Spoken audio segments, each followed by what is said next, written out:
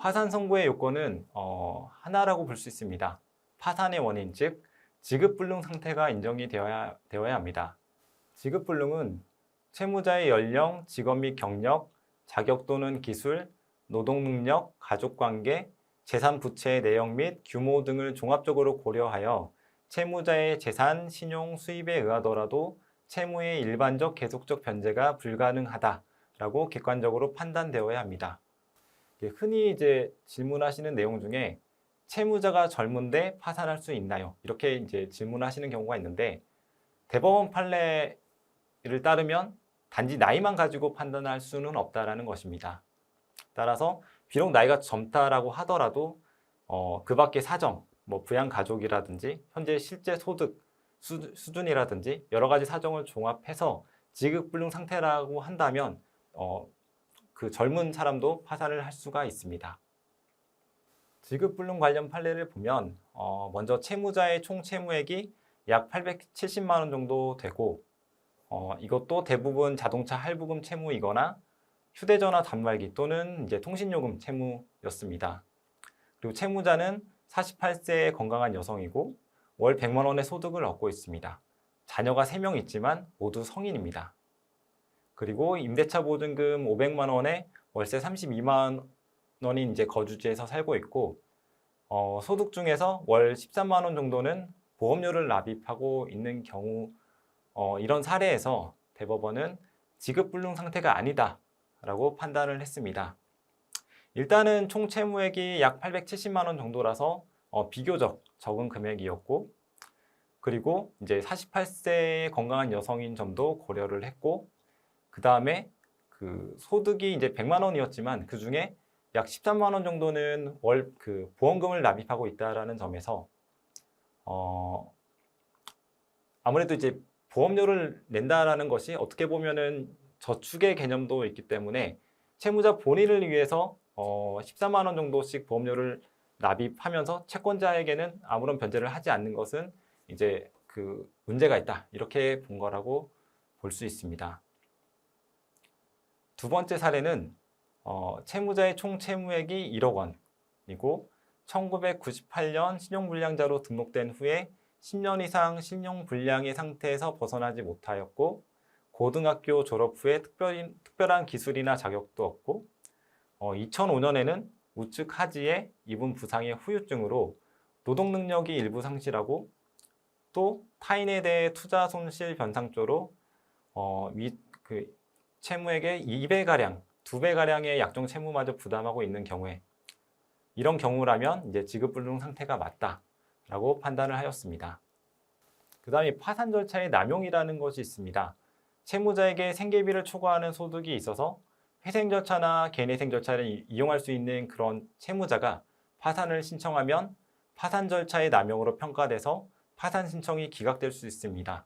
또는 면책불허가 사유가 있음에도 불구하고 파산을 신청하는 경우 파산 절차의 남용을 긍정하는 요소로 평가될 수 있습니다. 아까 파산 절차의 요건은 파산 선고의 요건은 지급불능 상태라고 말씀을 드렸는데 지급불능 상태라는 것은 뭐 소득이나 채무액이나 연령이나 여러 가지 기술이나 자격이나 여러 가지 것들을 종합해서 판단을 한다라고 설명을 드렸습니다. 예를 들어서 총 채무액이 20억이다. 20억이 있는 그 채무자가 있는데 소득 활동을 해서 월 200만 원씩 벌고 있습니다. 이런 경우라면 지급불능 상태라고 볼 수 있을 것입니다. 그러니까 200만 원 월 소득을 가지고 총 채무액 20억의 채무를 일반적 계속적으로 변제할 수 있는 상태는 아니다라고 볼 수 있기 때문에 지급불능 상태라고 볼 수는 있지만 이 채무자 같은 경우에는 소득 활동을 하고 있고 1인 가구라고 했을 때 적어도 1인 가구 생계비를 공제한 나머지 금액은 변제할 수 있기 때문에 이런 채무자가 파산 절차를 이용하는 것은 절차의 남용이다. 이렇게 판단을 해서 기각될 수 있다는 것입니다. 파산 절차 남용에 관한 판례를 보시면 채무자가 전문직 종사자로서 현재 및 장래에 상당한 수입을 올릴 것으로 보이고 상당한 자산을 보유하고 있는 경우 그럼에도 파산을 신청하면 절차의 남용이라고 봐서 기각한 사례입니다.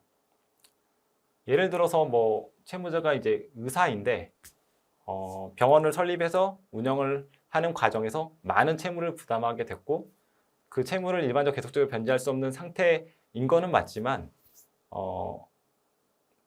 의사라는 이제 자격이 있기 때문에 충분히 소득 활동을 해서 어느 정도 변제할 수 있다. 이런 상태인 경우에 그럼에도 불구하고 이제 파산을 신청하는 것은 절차의 남용이라고 판단을 한 것입니다. 그다음에 이제 두 번째, 세 번째는 같은 사례입니다. 채무자가 현재 과일도매상에서 배달 업무에 종사하면서 월 76만 원의 소득을 얻으면서 장애인인 어머니를 부양하고 있는 경우, 이런 경우에 파산 신청을 하더라도 파산 절차의 남용이 아니다라고 판단을 했고, 그 다음에 채무자의 총 채무액이 약 4,300만 원이고 채무자는 1973년생 남자로서 신체적, 정신적으로 건강한 노동 능력을 가지고 있고 미혼으로 어머니를 부양하고 있는 외에 다른 부양 가족이 없으며 가족이 임차한 아파트에 무상으로 거주하고 있는 경우에 이럴 때 지급불능 상태를 인정을 했습니다. 이 두 번째, 세 번째 이게 같은 판례인데 이게 문제가 된 이유는 뭐냐면 채무자가 군대에서 제대하고 나서 얼마 되지 않았을 때 파산을 신청한 사례입니다. 그런데 이제 그 하급심에서는 채무자가 젊어서 소득 활동을 할 수 있고 갚을 수 있다 이렇게 이제 봐서 지급불능 상태도 아니고 이런 이제 젊어서 육체 노동할 수 있는 이런 사람이 파산을 신청하는 경우에는 파산 절차의 남용이다 이렇게 해서 파산 신청을 기각을 했는데 대법원에서는 나이만 가지고 판단을 할 수는 없고 여러 가지 사정을 고려해서 판단을 해야 되는데 이 정도 사안이라고 한다면 지급불능 상태도 맞고 파산 절차의 남용도 아니다 라고 이렇게 판단을 한 것입니다. 지급불능 상태가 인정이 돼서 파산 선고가 나면 꽤 많은 효과가 있습니다. 먼저 채무자가 파산 선고 당시에 가진 모든 재산은 파산재단을 구성하게 됩니다. 다만 압류할 수 없는 재산, 압류금지 재산이나 면제재산, 그리고 채무자가 파산 선고 후에 새로이 취득한 재산은 파산재단을 구성하지 않습니다. 파산 절차는 그 파산재단을 대상으로 진행을 하기 때문에 파산재단에 속하는지 그렇지 않은지가 채무자 입장에서는 굉장히 중요합니다.